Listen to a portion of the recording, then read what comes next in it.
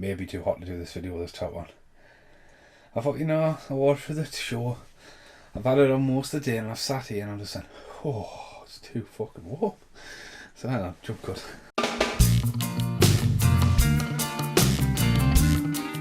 Hello, right, this video is about the music of Aotearoa. Welcome to the land of the long white cloud. That's an outtake for that. Just talk about the bands and music involved. I remember back in the day of making the first ever Better Than FA movie. Fucking only 20 years ago now, but he had Bill Podmore's nose and he had Skinflint. And like I remember coming back like 10 years ago to do Killing the Boredom, and like just the amount of bands I've worked with and just how good the development was and stuff like that. The catalogue, what was there to make Killing the Boredom was pretty awesome. I was overwhelmed, to be honest with you. And I might go on a little bit more when I talk about the intro song, but again, sitting down and doing that interview when I got back, I was going to do an interview before I went and I thought not. So going away, I had no plan, I had no vision, I had no songs in my head for anything, I had no idea for the intro. And I think Britney always knew that the intro would become 21st Century Love by Scott Michael Cavagan. But I just never really absorbed it. I mean, the song was played throughout. It's in the car quite often. It was the one song when we're telling people about Cav. That's the one song we put on. Britney writing it in the sand. And so the first song I'll talk about was Scott Michael Cavagan, or Cav for me. 21st Century Love being the intro. And to be honest with you, when I outlined the shows when I got back, I had enough time between before lockdown really happened. I outlined the show and I put like a little black panel in there, the title, picked the graphic, picked the font, picked the colour, picked the transition, and I put the song in, and I wasn't sold on it. I generally wasn't. I was like, and it was mainly because like this song, I liked the song, I loved the whole fucking album, but getting to the chorus, it was just a bit too long for an intro, and I sort of pondered about it, and I was thinking, well, 21st Century Love is really catchy, but again, the sort of bubbling effect, as I call it, wow, and then the chorus hits, and there's this the year and the cut lines, and I was like, needs to speed up a little bit. So anyway, I went away, and obviously I went through the whole series, outlined it, and sort of looked at like where possible music could be. Steve Pledger wasn't planned, but we'll get to Steve Pledger in a minute. But like I came back, and it had to be Cav in some capacity, but I always found it strange as well because Scott's been a massive part of my life, especially when it comes to music. And if you look back, I mean, Laconia weren't the intro to Killing the Boredom, but they almost were. It was between Stomp and Laconia. And Stomp won because we already shot a music video for it, but Laconia's song meant more to me. In Too Deep was an added on song, and there was a lot of heart and passion behind that song, and that song really only exists in Killing the Boredom. Cheap plug to Branching Out podcast with Cav, we talk about that in there. But so Cav was in Killing the Boredom, and then This Is Just Life, Laconia were the intro song to that, you know what I mean? So Don't Jump, which that was originally called, it become Speak Through Silence. Fucking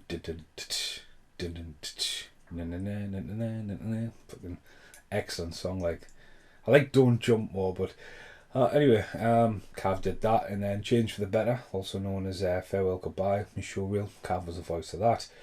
So you kind of look at 21st Century Love and go, I don't really want to use Cav for that. You'll understand. But again, the idea was there, and Cav had been like, we'd worked a lot with Cav that year. We had the 2 HMV shows, and I'd done the original promo at the start of the show, and then it was called Episode 0, and it was in and out, and that's why it became Episode 0, because like, if it didn't exist, it didn't exist. But then the idea of adding Cav live into it came into it, and I thought, well, that's just perfect because it's the right time, it's fresh, it's new content, and right, okay, 21st Century Love's the intro. And then what inspired me was Red Dwarf. Now I haven't seen Red Dwarf for a while. Love Red Dwarf as a kid. It's mental to think that in one of my Cavs videos, the original Laconia versus Tournament video, Danny John Jules is in it, and it's like, fucking hell. But I looked at that and I was like, right, okay, maybe that could work. So when you're looking at the series and it's 16 episodes, and I talked to Brittany about it, I wasn't going to name check people. I wasn't going to like name check people in the episode coming. I wasn't even going to name check myself, except for yes, made by, because, you know, as a creator, you want that little bridge there. But I said I wasn't going to name check everyone in the intro, because people drop in and out. The idea of making like a mini best of came to mind. Not to go into the chorus, but to come back at the end of every episode with the chorus, with highlights from the show in black and white. That was appealing to us. And after the first episode locked down, I was like, yeah, that's how it goes forward. So the intro was made when the first episode went into mastering, you know, after the outline, and sort of like was able to pick highlights and just, you know, like it's mental to think that you got my dad and my two brothers, and this is the first time production wise you've seen us all in one. And you know, like even Brittany's legit reaction to the post box, you couldn't have like scripted that any better. Like the angle, the fact that the parcel she wanted was on top, split apple rock, 21st century love written in the sand, the epic sunset, and just highlights. So that was Cav. You know, Cav appears throughout the show. He's in the show. It's Cav who is on the screen when I'm talking. 21st Century Love acoustic appears later on over the beach scene, mainly because it was really windy. I thought it was a nice little throwback to the first episode if you had or hadn't seen it. And then Cav appears in the very last episode, which is a song called Shine a Light. No, it's not. Open Your Eyes. Or is it Shine a Light?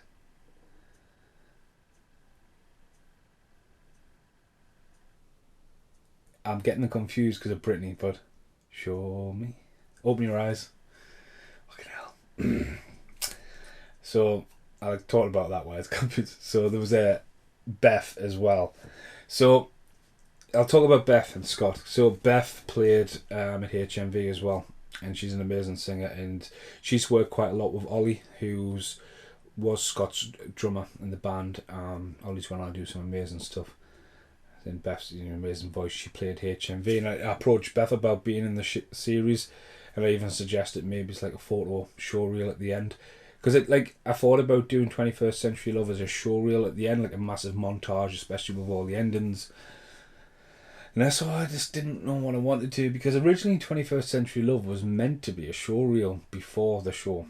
The idea of using 21st Century Love, take your possessions, your heroes and your possessions, and light a fire and like it all burn, and this is 21st century. It was going to be like a massive show reel, but like I started developing it, but again it's another thing what threw me off about doing an intro. But I obviously got on with Beth, really cool, and actually Beth's drummer is also now Scott's drummer, so it's a very small world, but again it's just that circle of the northeast. And Beth's got an amazing little EP. First track Boy, so it might be the second track Boy. Thought it fit perfect. The idea for the last episode was just to have a photo show reel, because Brittany takes a lot of photos, and again I'm filming, but Brit took photos, and I thought that'll be really cool to do a photo show reel. And if you've watched the show, you're going to see alternative angles, and you know, keep it in order. I had no idea that there was a final file, but there wasn't much missing from that, mainly just me asleep on the airplane. But Beth's song finished and I was like, shit, like I'm only halfway through these pictures. And I had great fun, like toying around with it, you know, to try and, you know, it's a photo show reel, you don't want to do too much to it. And I ended up adding Scott's Open Your Eyes.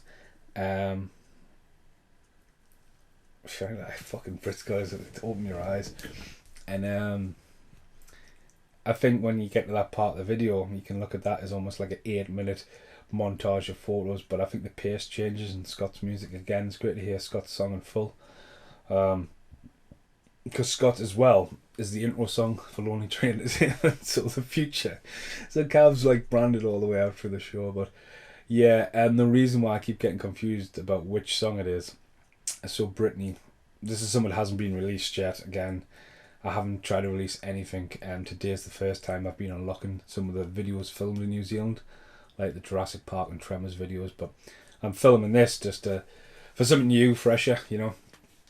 Um, so Brittany, like, popping a bubble, like literally showing her creativity and stuff like that over the past like 10 weeks of lockdown and being apart, and she's done amazing stuff like the Corey Feldman birthday poster she drew for his birthday. It's just absolutely outstanding. But something she did for an uncle, and I've never met her uncle yet, but he's into his physics and goes to Utah, I want to say Utah, and studies astrophysics and stuff like that. And it's like, alright, cool. And she was like, I had a picture idea. And Brittany got a blank canvas. Her granddad made of the sickle, whatever you want to call it. And Brittany was like, I'm going to paint a picture from like the state of America and colours and write it in. And I want to make it to Radiohead. And I was like, alright, right. And she went off and she did a lot of it on time lapse. And the first outline, when I seen it, was tremendous. I think she's really did a great job. She's made something very inspiring for her uncle, especially in the time that we're going through. It looked amazing. But the fucking problem is, like, you're not going to be able to put that on YouTube or anything if it's Radiohead. And Brittany was aware of that, but she made it for her uncle. But I thought it was that good that you should look to, like, evolve it. And she was like, well, how do I evolve it? And I says, well, why don't you use one of Cav's songs just to see where that comes from? So she didn't know how to pick Shine a Light or Open Your Eyes. And she actually ended up going for Open Your Eyes because she sort of took the video and made two different versions to it. And it's always weird when you alter what your original creation and mindset was. And she came to me with both of them. I was getting straight away Open Your Eyes. I thought Shine a Light, even though I love the song as well, just didn't suit a time lapse because the time lapses are very fast and stuff. And then, like, again, it was pretty cool to actually talk with Brittany, and like, although she was like, and she would come back, but obviously I threw a few ideas at her, like, well, how about you film some new bits for the video to make it customized and personal to Scott's song if you're going to use it, because Cav was really cool about it. Says, yeah, just go for it, you know. And she added stuff like the windows, and I was like, daylight dies, do some time lapsing with day and night, you know, because knowing like the mindset you need to be in, like, you need to go, right, make a day of it, you know. And like, sometimes if you make a day and go, right, I need daylight to die, I need that golden hour shot, you've got an hour to kill, right, I'll go and film that. And you know, you just need to capture the moment more. And like, again, with lockdown, I'm channeling that over to Brittany, and she really settled with Open Your Eyes, and I think she's doing a great job for that. So that's coming down the channel. So again, that's Cav and that's Beth. Just the start and the end. Other music, I will apologise if I forget any fucking bands here. I'm going to try not to. Dr. Lipshit. I needed music at the beach because when we're on the boat it's really windy, and I didn't want to lose the bit with Brittany's hair. I lost a lot of footage of that boat ride, just cut it out. Too windy, just riding in a boat. Make sure I kept the scenic shots. But using Dr. Lipshit, we're talking about using some of that's going on 15 years old. Been on a lot of my videos beforehand. Always worked when it came to music because it was never properly recorded and mastered, so it's very broken in bits. But when you take native audio in the mix and stuff, you know, it's just sometimes the music fits. I mean, they've got an amazing, I think 9 tracks Dr. Lipshit recorded properly, and they never did anything with it. And there's even like a couple of demo songs, but just it only really exists in the archive of Better and FA. So it's cool. Again, going back to these bands in the past, and like I'd seen Kidder a few weeks ago. It's weird how Kidder didn't even end up in the show, but again, he just appeared over the wall. But Lipshit went in, and then Lipshit reappeared in the next episode because they always had a tendency to write fucking epic songs. But with doing that, I also decided that I wasn't going to dig in the past that much unless I really had to. And I stuck to that because apart from Bill Podmore's Nose's appearance later on, the rest of the music was new and fresh. Which leads us really to Steve Pledger. Worked with Steve last year, came up to us and we'd been talking about doing a video, and I worked with Steve just after I got back from New Zealand. We did like a live show in front of fucking hundreds of people, you know, and it was great. Like I went to Steve that day. I says, "Oh, like could we do something with your music in the show?" And he was like, "Yeah, go for it." And in episode 4 with the whole the whole pier, burnt out boat, the bench, you know, some of that again I wanted to revisit for change for the better, but like the fact that the idea of being one of the very first episodes in the series that would fuse the past and now meant a lot to us, and I think the song worked in so many ways that it just, to me, it was something I really struggled with realising what I'd created early on in the series. I was watching that over and over again, and it almost like transported us back there, but in two different parts of my life. I think the video works as well because obviously Sam doesn't really appear till episode 10. So again, any time in the show I could foreshadow Sam and who Sam was because of his absence. That was really cool. Captivating the ship, and to be honest with you, I was good at that. We only went to the ship once, but we definitely made the most of it. And Steve's music just really worked. We did toy around with the idea of filming some new footage for Steve to maybe go in, but then I knocked that on the head when I realised how much footage I've got and how much I wanted to keep it there in that moment, and that was really cool. And it's awesome for Steve to just go for it. Stone Angels syndrome. I always get the name the wrong way around. So I've got a guy called Kev. He comes in the shop. He comes in with his friend, and the album is prog rock. It's dedicated to building awareness for a charity. Kev, I apologise. I haven't got the CD. I know it all goes to a good cause, and it's called Discovery. And there's a really nice backstory and stuff like that. And Kev covers the album. Kev's always been there for the live shows. You know, Kev suffers with MS. You know, he's half wheelchair bound, but like he's always got the time of the day for you. You know, just he gets on with it. You know, and like his music was really cool. And I remember hearing the track. I can't remember the name of the track now.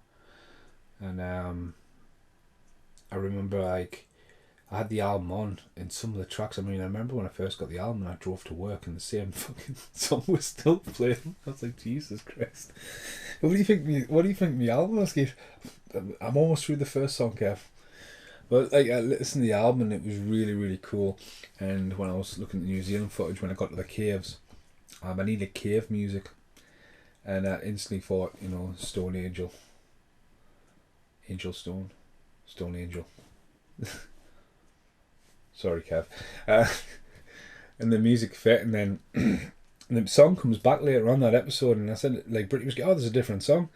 And I was like, "No, it's the same fucking song." And I was like, "It never goes away, really." I just dropped it, and that was what was unique about it. Like the song was playing, and I just dropped the audio for a bit, realised what was next, and then they had the this speed up, and then the song just comes back like really like fast and like guitar riffs and just different. I was like, fucking hell, it's different. But it fit well. Again, new music. I think that was episode 5. So yeah. Bill Podmore's Nose, I think they appeared in later episodes. It's a song called Cockfight that's put through an alien synthesizer and then pitched wrong. So it's Bill Podmore's Nose, but I messed around with it. But with Bill Podmore's Nose appearing in the show, and I think that's the episode. Is that the episode Ned's in? Was Sheep? It was just background music. I'm looking for music that doesn't have any words. I don't want to overuse an artist. So I have, but yeah, again, you can't make anything better in FA or Only Tree Entertainment without Bill Podmore's Nose in it. That's for sure. And it's again just talking about Ned, like the few people that appeared, like Matty, Mitch, Ned, unfortunately Kidder, you know, like it just appeared and I'm just like, fuck, why didn't I videotape Kidder here? But how Ned came back into the series with the episode of Sam and that whole thing with his fucking van, that is footage never been seen, and I was like, oh yeah, we'll do something like that one day, and I couldn't ask for it to be any perfect than it is within the show, so that was pretty cool. Of the music, I don't want to forget anything. Technically they're in, technically they're not. Fever free. Jason. The fact that my two brothers are a big fan of Fever free. The fact that their music was playing in the car in Welton, and the fact is, like, less than about 3 or 4 months before that, we had met Jason, and he was so cool. We've met the whole band. I'm trying to think of the drummer's name. He's got quite a quirky name. They're all sound as fuck, and they're amazing live. And like on the channel, there's a few of the live footage. But like again, just to fucking do my part of like raising awareness about Fever free, an amazing band, and you just got to see them live, and just Jason's fucking crazy. So they're technically in there, unofficially they're not. But there we go. What other music? Okay, so Empty Page are the Empty Page are obsessive compulsive, like regenerated, different. Still Kelly and Gay's the main frontiers. So they've got a new album. They sent us a new album up really on vinyl. It's like green. Came all signed in that, which is pretty fucking awesome. And I asked Kelly, I said, "Oh, can I use a track for the show?" Yeah, no problem. Again, it goes back to the whole thing, like 10 years earlier, you do a music video for a band, and bands don't forget that. You know, I think sometimes, you know, it's not about money. It's about just, you know, the time. Like if someone wants to get somewhere, you need to build something. And again, lonely tree. You build a fucking tree, branches off your tree. You build on top of that, a branch grows there, and that's the kind of thing, you know. And that's the kind of philosophy I come for when I do these band stuff and that. So Kelly was like, yeah, go for it. So when someone says that, it's like, shit, man, I only like want a song to cover a pool match between me and Brittany. And you got 10 tracks to fucking choose from, so I ended up going for The Unfolding, and again, I sort of really love that song, and just mini little edit to Pool. Again, he was there to hide the bar music, you know. Now, the Django kid who was playing outside, he was really cool, but when we were inside, it was dominantly fucking Westlife and fucking U2. I can't stand U2. So that fitted really well. And then the same episode, you know, like Mitch and Musk. Mitch had been developing Musk, and while we're going away, I mean, what Mitch has done in the last 8 weeks is just tremendous. I got a track off him today, and it's just sick. He's been fucking recording some of the most influential music, but even Mitch Laddie Band's recorded a track as well. So Mitch and even Matt and Ryan, everyone's been super productive, but Musk had been knocking around for a while, and I'd been listening to that, and I kind of knew after coming out of Hamner and using the GoPro with all the underwater stuff that Musk might fit. And then I was just, Mitch sent us the track. He sent us like the raw master to put in, and I remember the kettle. Being that pissed that night, I've just been fascinated by the kettle. And then the boiling, and there was about 5 minutes of me just watching a kettle. I said, well, you know, and I almost cut it completely out, and I went, no, hang on a minute. And like, I remember as soon as I switched the kettle on, like fucking little few jump cuts, and Mitch's song started playing, and the whole like obscure like sound Musk has to the slides and the bubbles and the camera going underwater and stuff. I fucking couldn't ask for it to go any better. And even like some of the poses shots, it just works with the song as well. So no, I enjoyed that Musk, and it appears, I think it's earlier on you hear the song as well. So that was really cool. Mitch Laddie Band, the fucking hamster or the guinea pig village. Just putting the track over there with Johnny. I thought, you know, that's fucking like a funny little inner joke. I like this fucking. Again, I didn't want to lose the guinea pig footage. I thought, you know what, you're going to see a guinea pig village, and you take time in to absorb this, and the song just really works. You know, just like at what point of the show, you listen to the music, and the footage is there, and the sort of gel. You know, I'm not forcing you to look something with the music. I let it flow. Maybe it's a little bit longer than I probably would have normally have, but like having freedom with the show was pretty cool. So the Mitch Laddie Band had more in the cameo when the chickens or the hens were named after them. But again, it's great to associate, and again they appear with the episode with Sam They appear in that at the bridge live, so kind of like, comes full circle. Random Hand, them live. I think Random Hand are an amazing band. Once again, thank you, Chris Hunter. They were amazing, and there's a lot of footage of Random Hand, but like the clip, again, Sam's there, so they were used, and the band were really cool.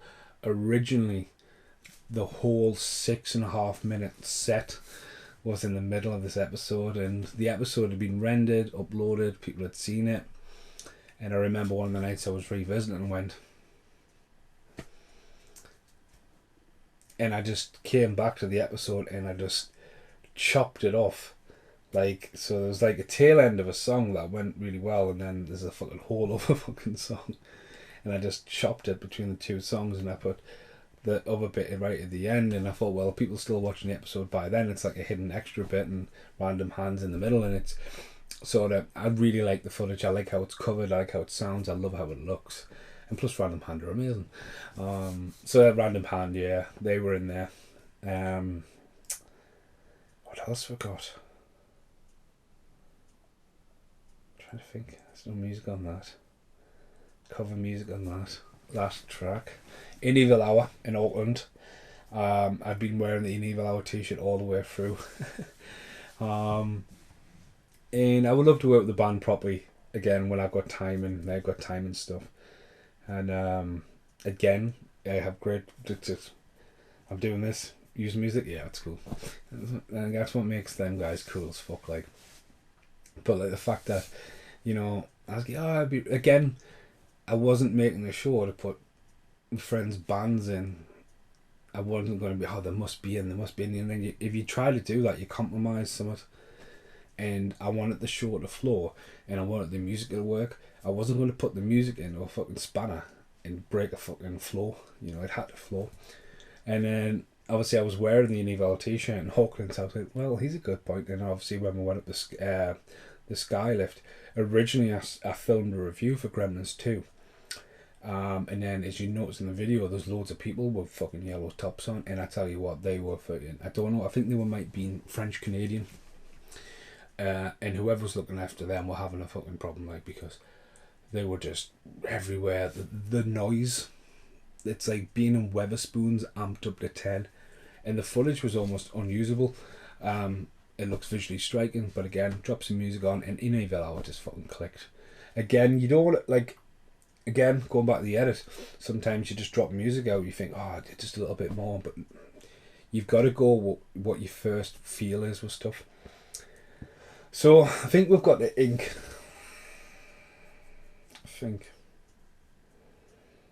I think we've got the ink. I think I've covered all the music. I think.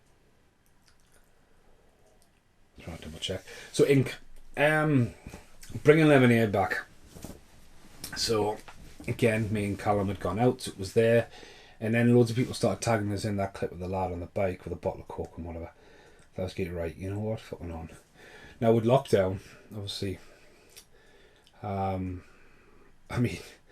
years ago I'd sat and I'd put all these clips of Lemonade together, and like a lot of the older clips aren't too bad because they're on tape, so when they were digitalized, everything was named. But like on the digital era, when like you go out and you record, and like some of the files are 40 fucking minutes long, and it's, you go out and you're filming, and it's just the camera's on a tripod, or you just pass the camera between, you don't ever stop recording. And like, so the newer the footage, the more fucking epic it is. And I should have just been able to pick this file up and open it and go, right, I think the count was some like 740 bottles. I was like, right, just make a video out of that.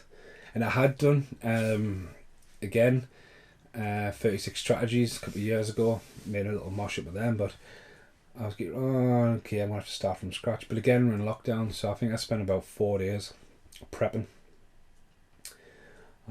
dragging footage here, going through the footage again. The older footage was alright, and I got myself in like I think it was about 20 minutes of just Lemonade, and I was getting right, the song. Now the song by Ink, that had been in my file. I've got a file on my computer that says music ideas, and Ink's been in there for a while. And Ink was originally going to be in a Lemonade mashup I was going to do. So it'd been around for a while, and I liked the structure of the song, and I liked the beat down at the end. That was pretty cool, but it never really hit the ending table, so I pondered with it for a while, actually.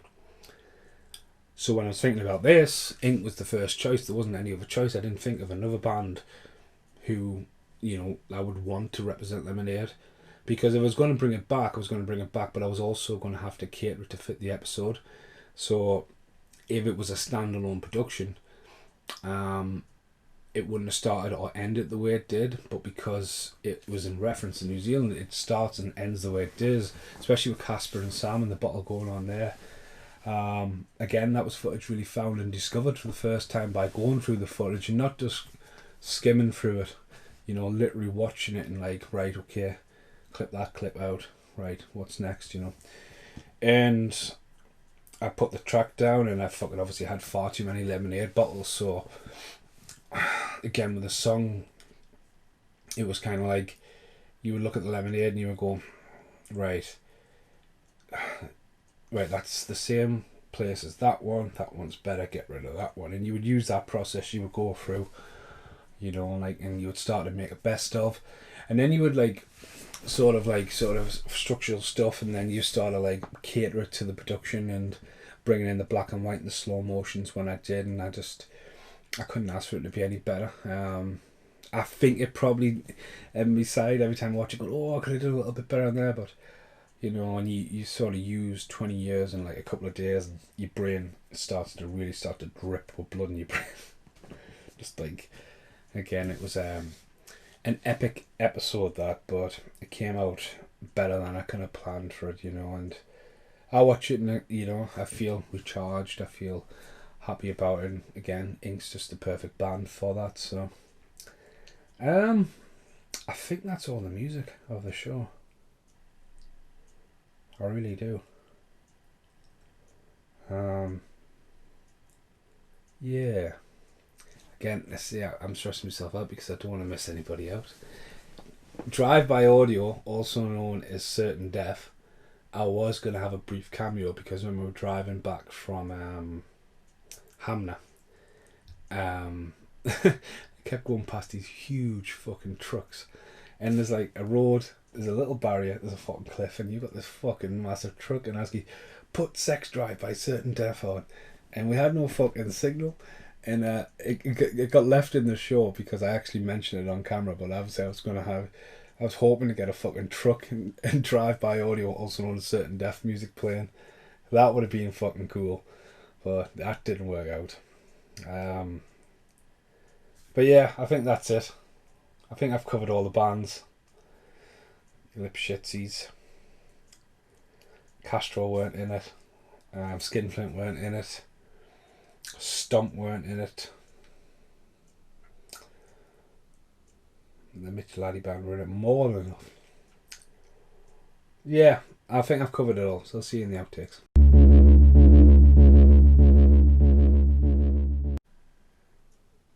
The outtake. Have I missed any bands?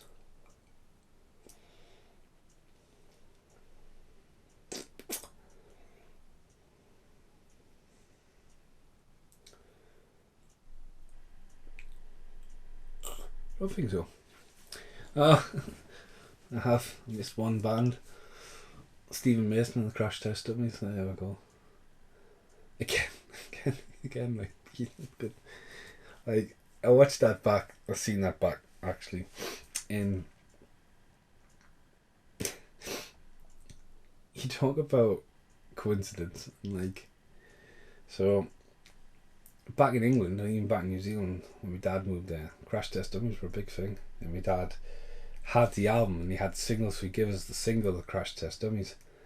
And songs always that's album, Lives from Copper. Was No Doubt, Tropical Kingdom, whatever it's called. Them albums always remind me back from New Zealand in the mid-90s. And it's like Breakfast at Tiffany's. That song followed me around the whole fucking world. I spent a long time in New Zealand, 96, and it was #1 for weeks. And when I came back, the song had just come out in Britain. I was like, oh my god! And then it was #1 here. I was like, fuck. But if you think about it, so we're driving along, and we're out with my dad, and Brittany's sitting in the back, and that song came on, and the radio only just blew me fucking mind. Because like it's just such a coincidence, you know. Like it's not like I fucking phoned it into Brian FM and goes, "Can you play Crash Test Dummies, please?" It just started fucking playing, and it blew me mind about it. And I didn't want to not have it in the series. And when it came to making the show, obviously it sod's law. It was buried right at the back of Arcadia, like right at the bottom of the shelf. And I watched the footage back, and like Brittany's on the phone, and my dad's just like. And that meant so much to us, but like, it doesn't make any sense if you don't have the audio. So like about 10 years ago, I was that drunk, I sort of sang Crash Test Dummies for the backing track, and I've never released the footage. And I was like, you know what I'll do? I'll speed it up. So yeah, Stephen Mason and the Crash Test Dummies. That one. Let's give a shout out to that band right there. But I think that's it. I think that's it. I think that is the music of Welcome to the Land of the Long White Cloud, also known as Aotearoa. If I have forgotten any bands, which there might be one just slapping us in the face going, you idiot. I don't think there is. I think I've covered them all. So did I really forget about Condog? I did mention Condog, but the track. Was it Condog I forgot about? Was that there in the back of my mind all this time? Was it? Did I mention Condog? So he's an outtake there. Condog track, Come Back to My Place. I'd heard samples of it early on while I was travelling, and me, Matt and Ryan had not long done the music video just before I went away. It was one of the last things I wrapped up before I travelled. So the idea that we would do a 4th video, I thought we would have done one by now and maybe try to lockdown thing, but obviously the show became priority. But when we heard the track, was that moment, coming back from Welton. So it was always going to go in there, and I couldn't ask it for any better. I mean, a lot of people look at the North to South Island ferry trip and go, right, okay, it's beautiful and scenery, but obviously it's very windy, and the last thing you want to hear is "Come Over Here," Scorpion Style, and all this kind of rap. And then Michael K. Doublesheet's talking about HIV and stuff like that. You think, fucking hell. But again, it fitted to the show. I wouldn't have thought after 3 Condog videos and the next Condog track would be like Sadenic, South Island, North Island, New Zealand. But the track just rolls over there and flows, and obviously gets us back to Hyra. So yeah, I definitely didn't go in that much detail. I definitely didn't mention Matt, but yeah, I didn't forget about Condog, I promise. What an idiot. The song is "What's Your Name?" not "Come Back to My Place." I mean, you want to ask somebody the name before you ask them to come back to your place. Idiot. Forgetting about the Condog, technically.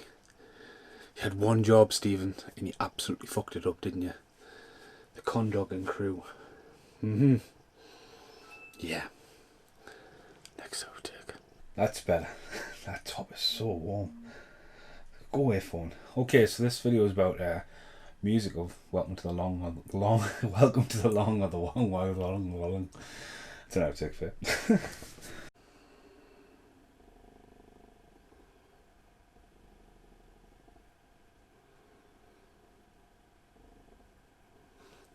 It's a random outtake. It's the end of the video.